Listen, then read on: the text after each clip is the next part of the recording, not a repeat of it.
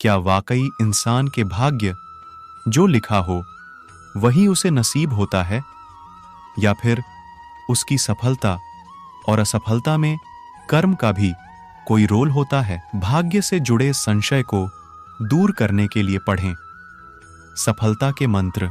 जीवन की आपाधापी में हर किसी की कोशिश होती है कि वह खूब मेहनत करके सुख सौभाग्य को प्राप्त कर सके, लेकिन ऐसी ख्वाहिश कुछ लोगों की समय पर पूरी हो जाती है तो वहीं कुछ को इसके लिए लंबा इंतजार करना पड़ता है। जीवन से जुड़ी सफलता असफलता के लिए लोग अक्सर भाग्य से जोड़ देते हैं, फिर वहीं से उनके मन में इस बात को लेकर संशय पैदा होता है कि कर्म और भाग्य में कौन बड़ा है। एक इंसान को जीवन में मनचाही सफलता को पाने के लिए आखिर इन दोनों में से किस चीज की ज्यादा जरूरत होती है? आखिर किसके बगैर उसके प्रयास सफल नहीं हो सकते हैं?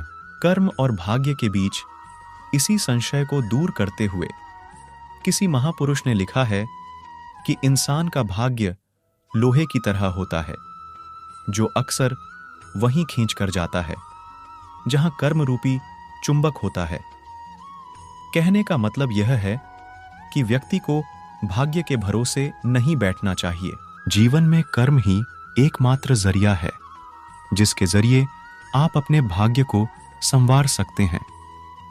सही मायने में कहा जाए तो इंसान का संचित कर्म ही उसका ही भाग्य होता है। आइए जीवन से जुड़े भाग्य के बारे में जानने के लिए पढ़ते हैं सफलता के मंत्र। पहला, बुरे कर्म करके अच्छे भाग्य की कामना करना बेकार है, क्योंकि यदि हमारे कर्म अच्छे हैं तो हमारा भाग्य भी सुंदर ही होगा। दूसरा, अपना भाग्य हमेशा अपने हाथों द्वारा किए गए कर्म के जरिए लिखना होता है, क्योंकि ये कोई लेटर नहीं है जो आप किसी किसी से लिखवा लेंगे। तीसरा, ईश्वर कभी भी किसी के भाग्य को नहीं लिखता है। यह तो जीवन के हर मोड़ पर हमारी सोच, हमारा व्यवहार और हमारा कर्म ही इसे निर्धारित करता है।